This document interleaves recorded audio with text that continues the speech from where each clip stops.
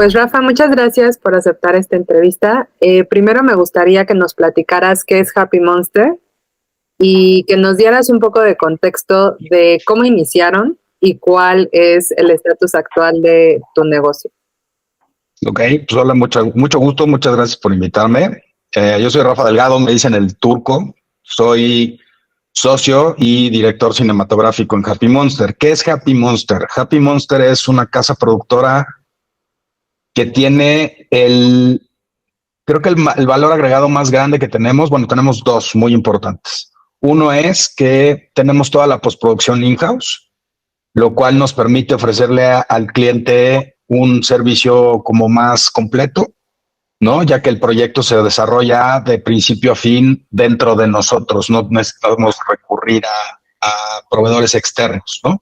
Les hacemos desde la preproducción, la producción, el audio, la postproducción, la edición, la animación, etcétera, y concentramos todo en un mismo equipo para que los clientes estén como mucho más contentos y esté todo más contenido y vaya en la misma línea, ¿no? Y el otro gran punto importante que tenemos es que tratamos siempre de darle al cliente, y lo logramos la mayoría de las veces, un servicio al cliente impecable, porque finalmente nos debemos a ellos, ¿no? Entonces es un punto que para todos es un punto cardinal, ¿no? Que creo que es algo que no se tiene que olvidar. Todos en algún momento vivimos de alguna u otra manera el servicio al cliente, ¿no? Desde que te paras en un restaurante o quieres hacer algún tipo de transacción, etcétera, en cualquier lugar, ¿no? Si tú eres el cliente, vives lo que es el servicio al cliente. Y entonces eso te deja siempre una marca, ¿no? Muy importante como negocio hacia el exterior. Happy Monster hoy como Happy Monster, tiene 7 años. Okay. Existiendo como Happy Monster como tal. Sin embargo, viene de mucho tiempo atrás, de una casa productora que se llamó Ares Producciones, que con el tiempo y con ciertos cambios mutó y se volvió Happy Monster. Y se llama Happy Monster porque para mucha gente la chamba es el monstruo, ¿no? Hay mucha gente que ve al trabajo como el monstruo, y la realidad de las cosas es que para nosotros es nuestro monstruo feliz. Es lo que nos hace ser felices, y lo que es algo que queremos transmitirle a cada uno de nuestros clientes en cada uno de los procesos de la producción. Ok. Oye, y bueno, supongo que desde que, o sea, decidieron estudiar lo que estudiaron hasta ahorita, pues el monstruo ha ido evolucionando, ¿no? O sea, me gustaría que nos platicaras cómo fue tu primer encuentro con ese monstruo llamado chamba en la cuestión del cine, y pues cómo ha ido creciendo a convertirse en un monstruo un poco más feliz que el resto de los monstruos allá afuera. Pues mira, es un tema muy interesante porque literalmente o sea, te voy a platicar mi historia, ¿no? Yo iba a estudiar medicina, o sea, yo no iba a estudiar nada que tuviera que ver con esto. Y estuve clavado con la idea de la medicina durante toda mi infancia, hasta la prepa. Yo en la prepa, de hecho, hice área 2, nada que ver con este asunto. Y por una cuestión en los exámenes finales, la materia de bioquímica, el maestro, saqué una B, ¿no? Que es un equivalente a un 8.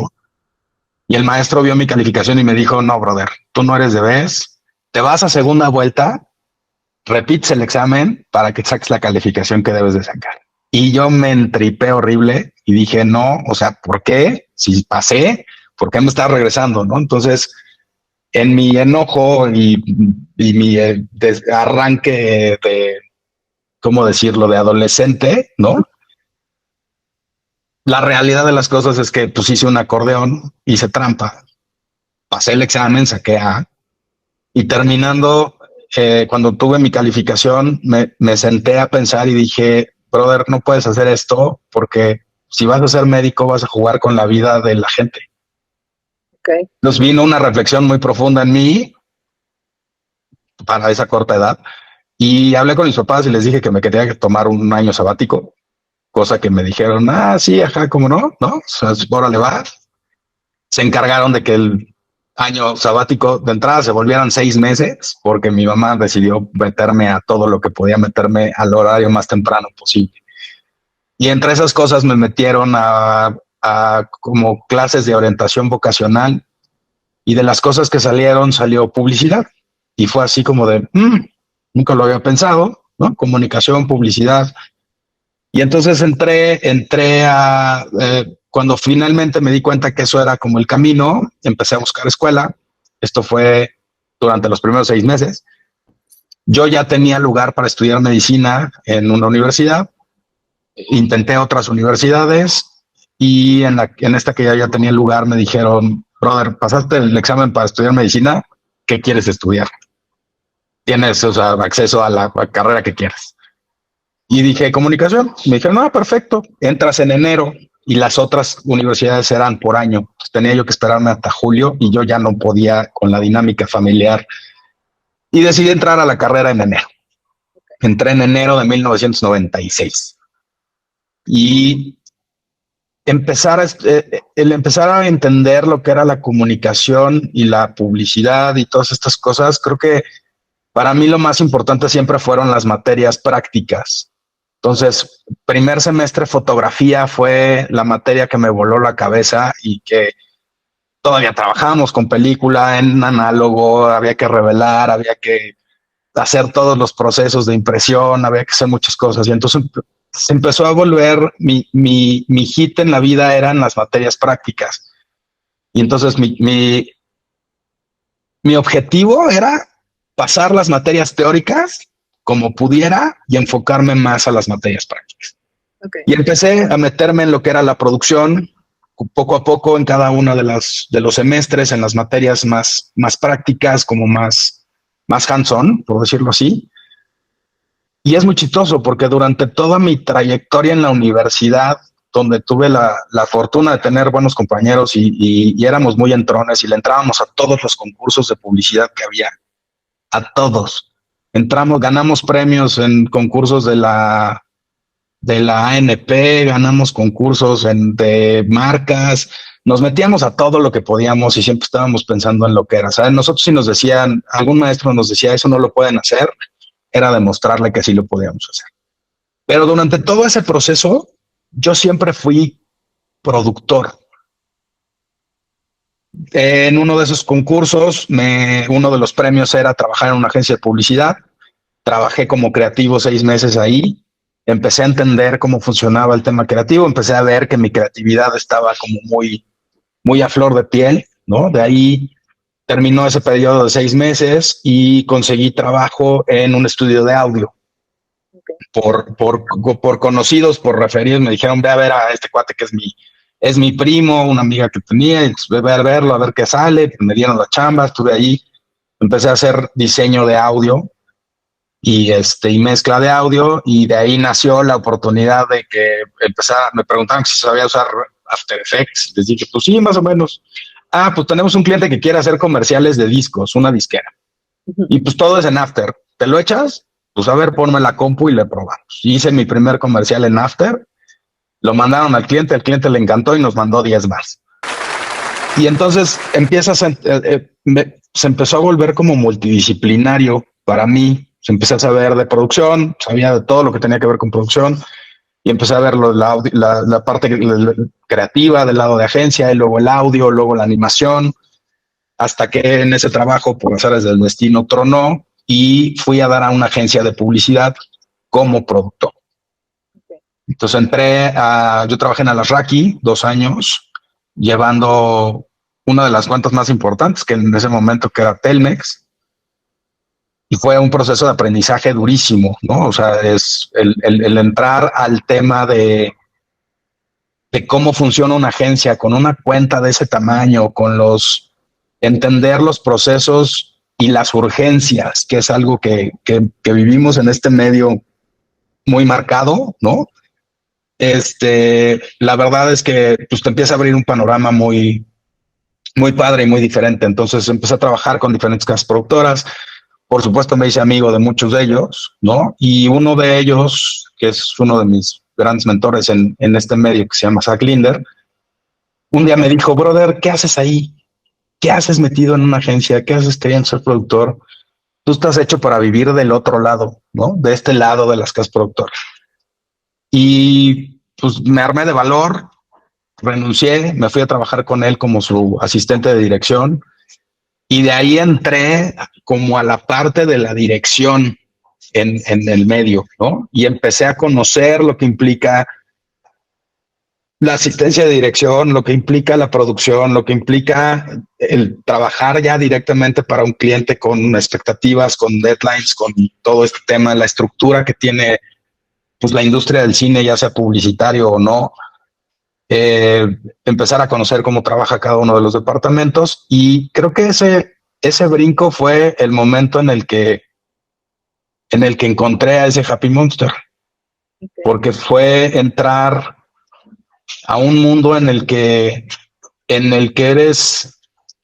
tienes un rol muy específico. Sin embargo, hay muchos roles dentro de la producción que están como muy mal entendidos, ¿no? Tener amigos, grandes amigos entrañables que son hoy gurús del cine, que pudieron enseñarme muchísimas cosas y, y luego pasar a esta vida de freelance, ¿no? O sea, de estar empleado en una agencia, así de chequecito cada 15 días y todas estas cosas, Ujú. a tener que decir, ok, ¿no? Pues sí, ya filmé y me van a pagar 30, 60 días y entonces ahora qué voy a hacer estos 30, 60 días mientras encuentro en lo que cae otro proyecto y entonces empiezas a entrar en esta dinámica que hoy por hoy creo que para todos la sufrimos, ¿no? De alguna manera a cualquier nivel del negocio. Esa es una parte como muy interesante. Pero creo que de ahí nace el Happy Monster y de ahí fue pues hacer carrera, ¿no? Para, para convertirme en director, para que encontrar una oportunidad, porque finalmente es hoy para las nuevas generaciones es como diferente la situación. Antes poner una casa productora pues no era nada fácil, ¿no? O sea, te empleabas, entre comillas, o te volvías parte de una o de varias productoras como asistente de dirección, viendo la forma en que vieran tu talento y en que vieran tu talento y te dijeran, a ver, vente, ¿no? Te voy a dar chance de dirigir.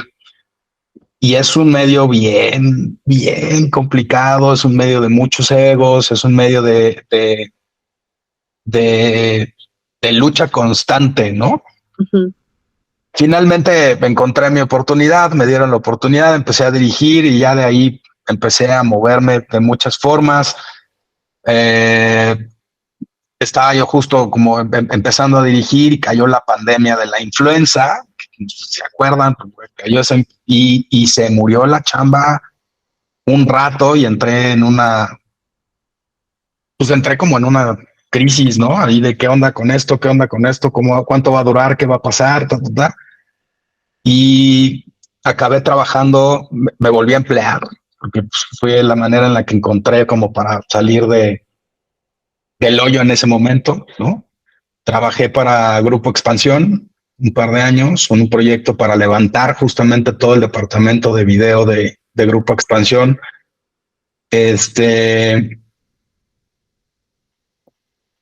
que finalmente lo que sucedió fue que me dio una oportunidad muy importante de entrar al mundo digital mucho antes de lo que los demás entraron, ¿no? Ujú.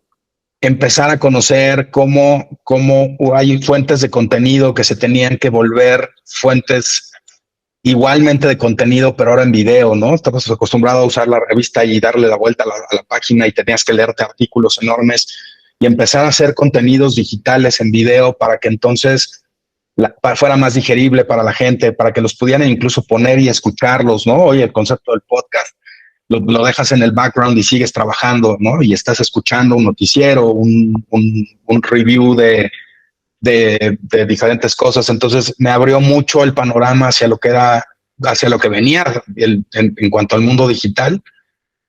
Y de ahí salí, empecé a trabajar con varias productoras, tuve chance de hacer contenido para Yahoo México un buen rato, y por azares del destino llegué a conocer a Angie, ¿no? Y de ahí empezamos a ser buen equipo, nos asociamos y creo que hemos llevado al monstruo a muy buen lugar, ¿no? Esa es la verdad.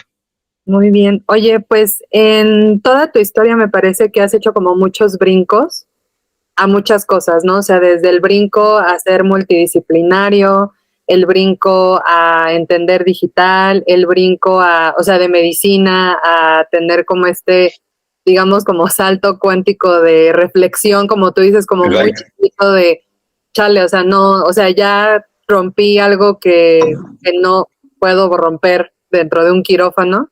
Ujú. ¿Qué voy a hacer con eso? Entonces, mi pregunta sería, ¿tú qué crees que te impulsó a dar todos esos brincos? O sea, ¿ubicas alguna sensación, alguna emoción, algo que tenga que ver contigo que haya sido lo que te haya empujado a brincar tantas veces? La verdad es que creo que te puedo decir que esos brincos en mucha forma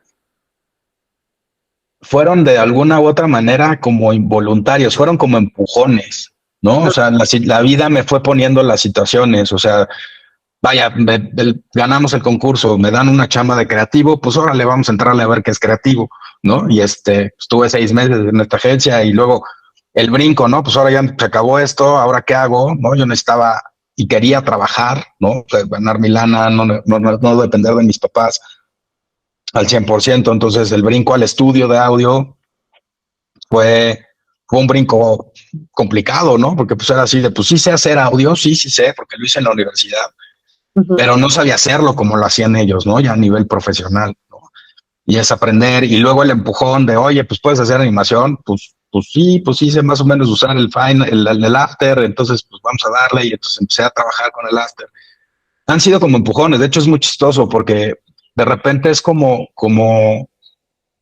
y no es que te lleve la vida, ¿no? No vas buscando tú tus propias oportunidades, porque pude haberme desviado del camino 20 veces y decir, no, esto no es para mí. Pero es un medio que te va envolviendo porque es tan creativo y te permite hacer tantas cosas que te vas enamorando de él. Es más, en algún momento lo he platicado con amigos, ¿no? Es enamorarte como de la mala vida, porque pues entras en este tema del freelance y de que si sí, que si no, los horarios, o sea, yo tuve filmaciones de 72 horas corridas, o sea, que era de plano éramos 2 o 3 asistentes de dirección y era de, tú te vas, toca dormir 2 horas, ¿no? Regresas y no se va otro a dormir y así, o sea, son mal pasadas, son una bola de cosas, pero tiene un encanto increíble lo que hacemos. Y creo que el punto inicial es el más importante es ese, no perderle el gusto a lo que se hace.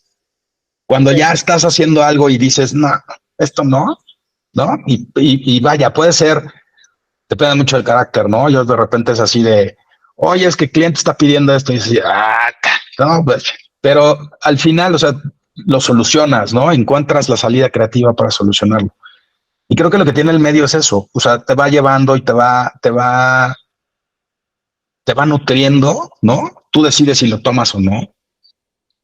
Pero a mí me hicieron así como deployment en varios lugares así de sopetón. O sea, mi primer día en el Arraki yo llegué y la directora de producción me dijo, pues bienvenido, mira, aquí va a estar tu lugar, vas a estar en Telmex. Y yo decía, muy bien. Me dijo, bueno, pues yo me voy de vacaciones 15 días, ¿no? Pues nos vemos cuando regrese. Así de, wow, ok. Y entonces me quedé con los otros productores y fueron los que me empezaron a coachar, a nutrir, empezamos a hacer esta gran amistad con ellos. Vivimos cosas increíbles, pero es un tema que a mí en lo personal como que la vida me fue llevando y yo decidí ir tomando esos caminos, a veces por decisiones como la de expansión que era necesito chamba y necesito ganar lana, ¿no? Y no puedo estar esperando a ver qué onda con la pandemia en esa primera pandemia que no duró nada, ¿no? Ahora, sí, esta pandemia fue brutal para muchos, ¿no? sí, claro. Y pero creo que el punto es el amor a lo que haces en todos sentidos. Y es llevar una continuidad, ¿no? Como en todo, entrenamiento, continuidad. Yo tengo muchos amigos que se fueron a hacer cursos al extranjero y regresaban sintiéndose Steven Spielberg. Y pues yo decía, brother, pues tú te fuiste 3 meses allá, yo estos 3 meses trabajé y filmé 6 comerciales, ¿no? Por ejemplo. Creo que fue más chamba, fue más enriquecedor lo mío que lo de ellos. A mí me gustó verlo así, cada quien es un mundo, Pero es eso es el amor a lo que haces. Sin duda, creo que no es ni siquiera las ganas de sobresalir, sino es más bien el hacer lo que te gusta, ¿no? Y eso solito te va a empujar para arriba. Ok, ese empujón del que hablas, que pues sí, o sea, creo que se resume en amar lo que haces. ¿Tú crees que está más inspirado por la ambición o por la necesidad de seguir creando o tener más dinero? La neta. Yo, yo creo que hay de los dos. O sea, yo creo que y creo que eso depende de cada quien. Y voy a poner un ejemplo muy claro. O sea, de mi generación de asistentes de dirección, hay muchos hoy que ellos dijeron, yo no quiero subir a dirigir, ¿no? O sea, yo quiero ser asistente de dirección y no vas a ganar lo mismo que un director, ¿no? Por supuesto que no, ¿no? También la responsabilidad es menor, hay muchas cosas que te pueden hacer tomar esa decisión, ¿no? Yo creo que es ambas cosas, o sea, finalmente uno no trabaja de gratis, ¿no? Y haces lo que haces siempre pensando en una remuneración económica, pero sin duda el primer motor tiene que ser que te guste lo que haces, o sea, es las ganas de crear algo más, de hacer cosas diferentes. Yo creo que la gente que sobresale en cada uno de los puestos de la producción es por eso, porque son gente que está pensando en qué más hacer, ¿no? Cómo hacerlo diferente o cómo fotografiarlo diferente, cómo al arte hacerlo diferente, ¿no? O sea, creo que es eso, y desde vestuario y maquillaje, ¿no? O sea, que siempre buscar estar proponiendo algo. Ok.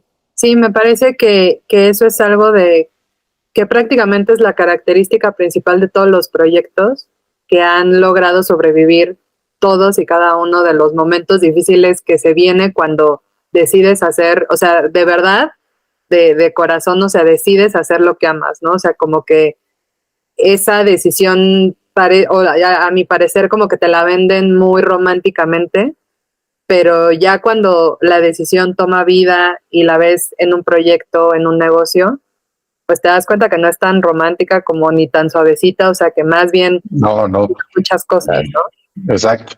A mí me gustaría que nos platicaras también, pues, cuáles han sido los momentos en, o sea, que justo te han puesto a cuestionarte si fue la decisión correcta.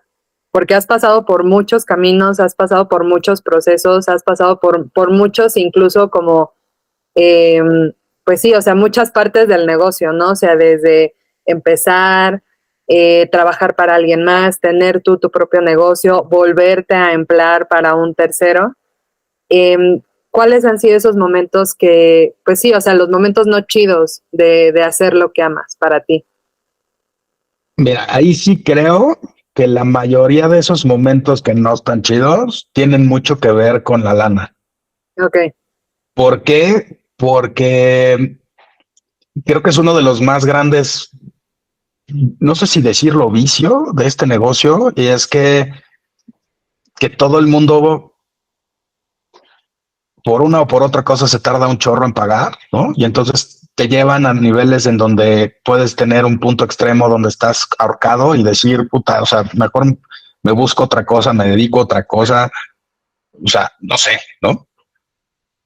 Creo que esos son los puntos clave. O sea, a nivel ejecución, a nivel creativo, creo que no hay, en mi caso por lo menos, ¿no? O sea, siempre hay proyectos complicados y es más, hay proyectos donde puede haber errores, ¿no? Y errores que los ves y dices, puta, ¿cómo se me pudo ir esto? ¿No? Sin embargo, siempre tienes esa fuerza creativa para darle la vuelta al error.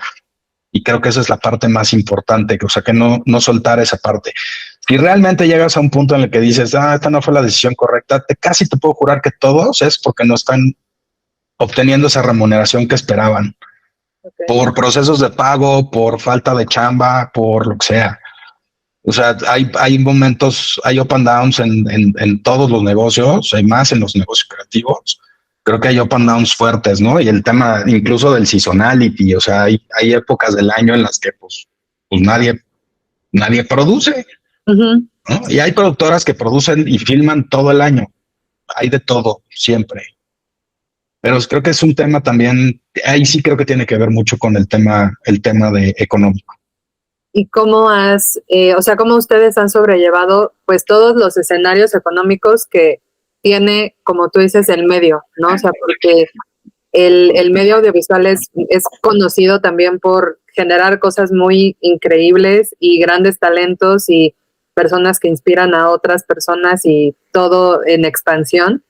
Pero si te metes a trabajar, te das cuenta que justo el tema del dinero, pues es complicado sin importar el tiempo, ¿no? O sea, sin importar si ya existe el internet, si no existe el internet, si ahora la facturación ya no es por papeleta, si ahora es por sistema. O sea, ¿cómo han logrado ustedes pues aprender a manejar ese monstruo del dinero en el tema audiovisual?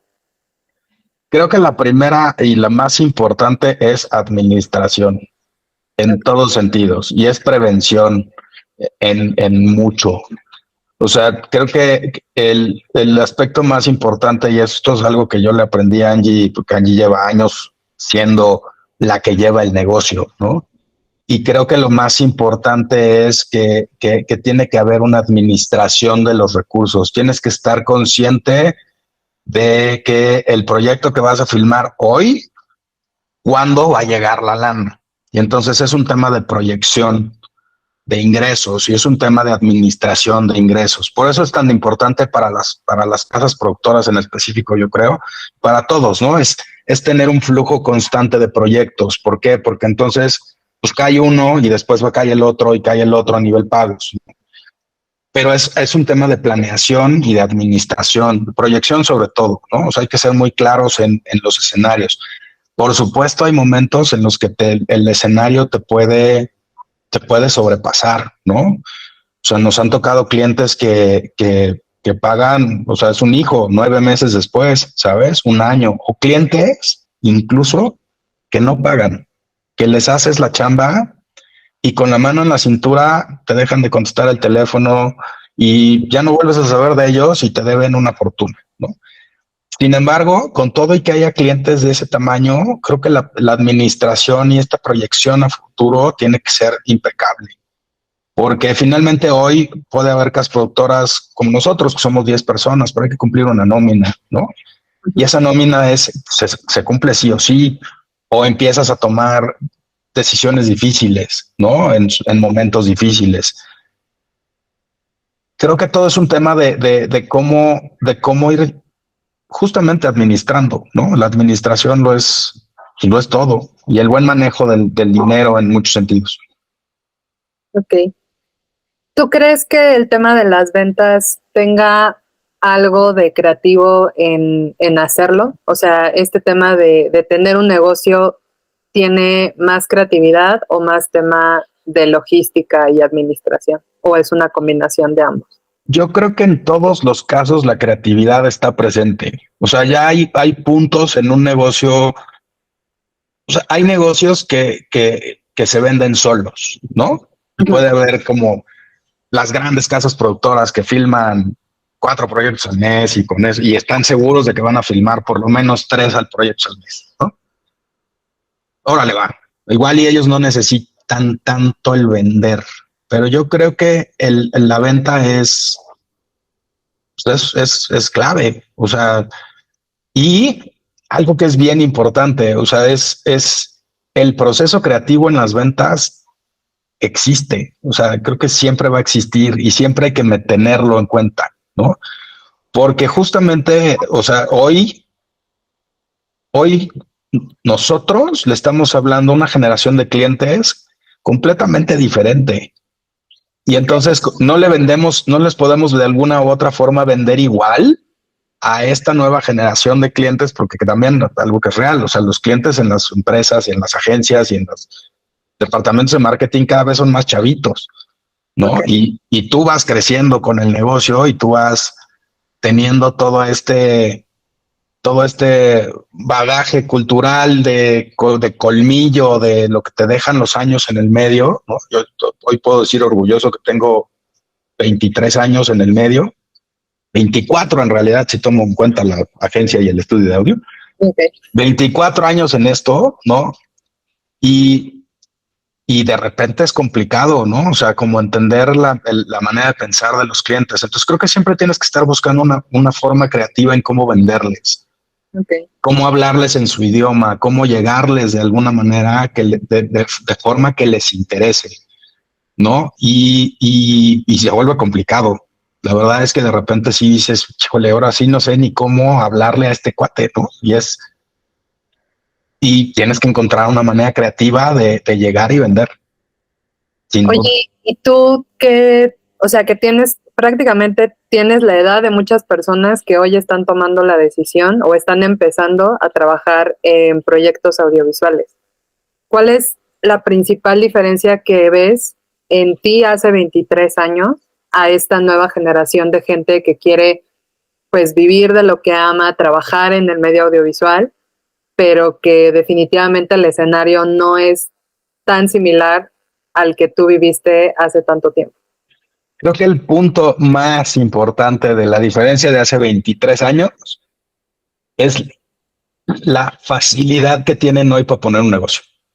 Okay. ¿Y por qué yo digo en facilidad? Porque hoy en día cualquier persona que quiera decir voy a poner una casa productora con una cámara y una computadora lo puede hacer. Hace 23 años no era así. O sea, sí podías agarrar y decir voy a poner mi casa productora y ser dos pelados en una oficina, sí, por supuesto, pero creo que siempre antes era mucho más abrir camino y era de alguna u otra forma, fíjate, lo que te voy a decir que es medio raro, pero vender aire. Podías decir, pues, tengo mi oficina en Polanco, ¿no? Dos pelados, dos escritorios y tan. Pues, mi oficina está en Polanco. Ajá. Hoy tengo esta oficina y tengo este equipo y tengo esto y vengo de esto y estudié esto, ¿no? Acá siempre decíamos, estudiamos en tal, pero era como mucho más complicado. Hoy creo que el tema es ese, o sea, cualquiera con una computadora y una cámara puede agarrar y decir, tengo una casa productora. ¿Y por qué crees que les cuesta tanto trabajo entonces tener un negocio, no, o enfrentarse a lo que significa tener un negocio en la industria audiovisual? Porque creo que definitivamente creo que lo que les falta es el labrar camino Okay. desde mi perspectiva. O sea, yo te lo juro, o sea, ya te platiqué una parte, pero en la parte a nivel de producción, o sea, en un set, cuando tú puedes llegar de asistente de dirección, pero la primera vez que pisas un set como asistente de dirección, que nadie te conoce, te van a negrear y te van a hacer bromas y te van a cargar carrilla horrible en el set, ¿no? Y aprendes y tienes que aprender muchas cosas. O sea, hoy por hoy creo que lo que pasa es que esta facilidad de tener una computadora y una cámara no necesariamente te hace saber cómo iluminar, no te hace necesariamente te hace saber cómo cablear, no necesariamente te hace saber qué es, cómo poner el tema de arte, el vestuario, el maquillaje. El trabajarlo durante tantos años te empapa de muchas cosas que te generan un criterio. Y siento que hoy los chavos lo que pasa es que sí, pues en la universidad pueden hacer los proyectos de la universidad, entrar a concursos, hoy pueden tener un canal de YouTube, de TikTok, lo que sea, pero y hoy también la tecnología hace todo mucho más sencillo. Nosotros aprendimos a hacer efectos especiales físicos. Sí, sí había postproducción, pero era carísima. Entonces había muchas veces que era de no, no nos va a alcanzar para hacerlo en post, ¿no? ¿Cómo le hacemos físico? ¿Cómo le damos la vuelta? Y creo que hoy ese es un punto como súper importante. O sea, creo que hay muchos chavos que están tan frescos que no saben cómo hablar con un cliente, no saben cómo tratar con un cliente. Saben lo que pueden hacer, que tampoco significa que sepas que lo puedes vender, ¿no? Ese es otro punto súper importante. Pero y es muy chistoso, pero les falta colmillo. Y ese colmillo viene de verdad de rascarle y de labrarle y de trabajar. O sea, esta idea en la universidad en la que yo estudié, te decían que ibas a salir siendo casi casi el director de la empresa, ¿no? No, o sea, sí, muchos de ahí sí, porque eran los hijos de los dueños de las empresas, pero los otros, yo le tengo que rascar desde abajo. Y si quiero aprender a hacer, si tengo que mandar o voy a mandar, necesito saber cómo hacer las cosas para poder mandar. Que eso es un punto bien importante. creo que ese es el obstáculo más grande, ¿sabes? Que es, hoy hay mucha inmediatez en muchas cosas y entre ellas es esta es una.